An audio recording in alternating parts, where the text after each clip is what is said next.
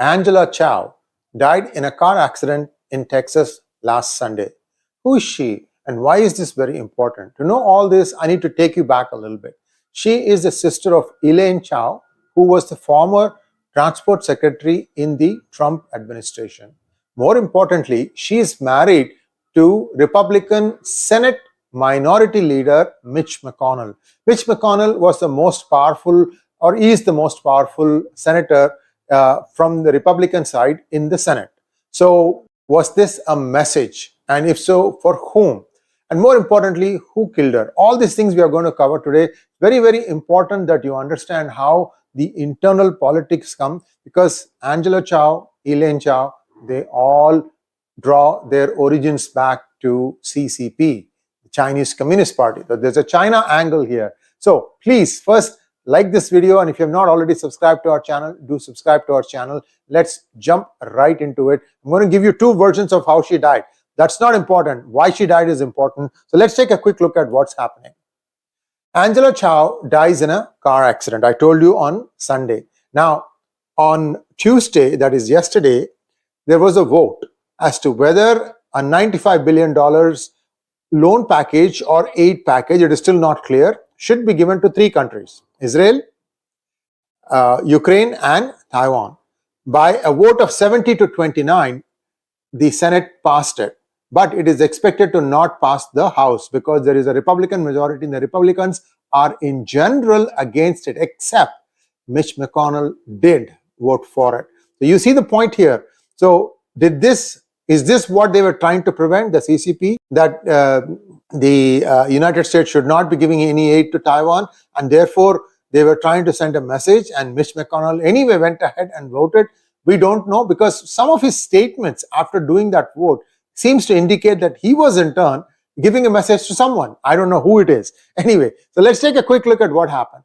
Why this is important. She is the chief executive, or she was the chief executive and chair of New York-based bulker owner Foremost Group. And this was a tragic car accident, two totally diverging versions of how she died. She was an entrepreneur, investor, and a philanthropist. She was the CEO of the dry bulk shipping company Foremost Group. Her parents are James S.C. Chow and Ruth Mulan Chu Chow, mother. Her parents are originally from China and they later immigrated to the United States of America.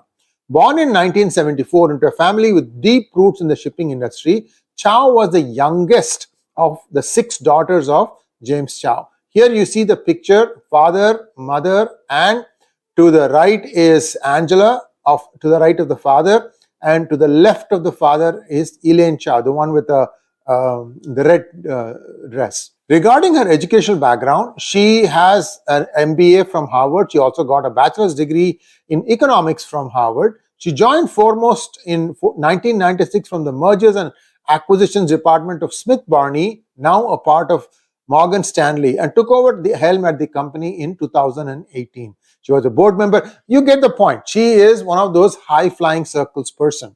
She was highly recognized for being the sister of the former Secretary of Transportation, Elaine Chao. You know, like a cat that always lands on its leg, Elaine Chao was also a secretary under the Obama administration, before the Trump administration. Can you believe that? There, she was the wife of a Republican senator.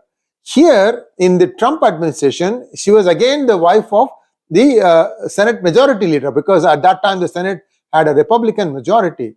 And the whole reason it is believed that Trump appointed her as a Transportation Secretary was to get Mitch McConnell off his back. Mitch is still an opponent of Trump, and these two don't see eye to eye. So it's anywhere Mitch McConnell can stick it to Trump, he will do so. That could be another reason why he voted for it. So you have two different reasons, you know, and we have to wait and see how the dust settles here.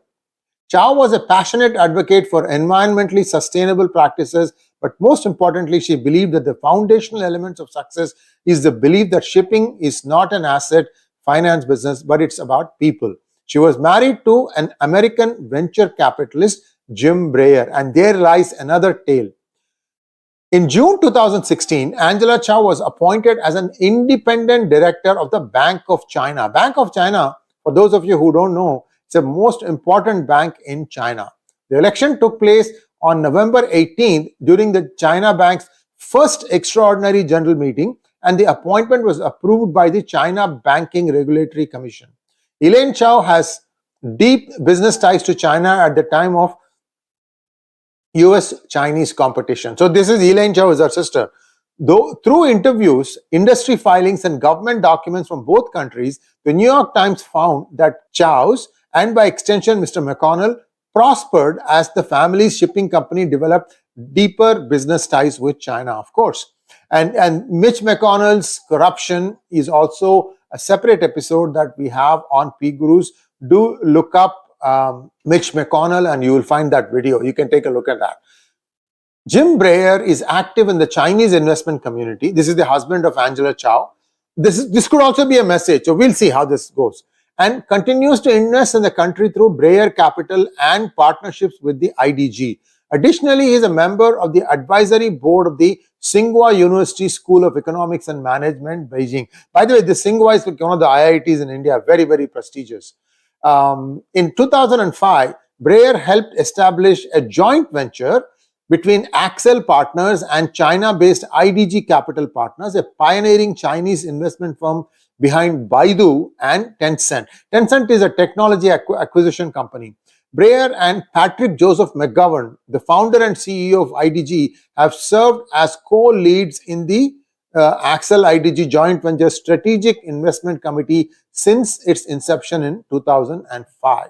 Now, what happened was, a little while ago, few months ago, the United States cracked down on 𝗣𝗃𝗃. You remember all the time when US asked all the people who were working in semiconductor fabs in China to return within a month, or else there was a riot act read. The Pentagon's addition of a Beijing quartered private equity and venture capital firm to a list of companies with alleged close ties to China's military underscores growing sanctions risk for the industry and is likely to result in pressure for more investment self-scrutiny. In an updated DoD list of entries identified as Chinese military companies operating in the US, IDG Capital Partners is among the 17 newly added names. Because IDG is in, therefore 𝗤𝗃𝗃𝗍, who was very closely associated, also got affected by this.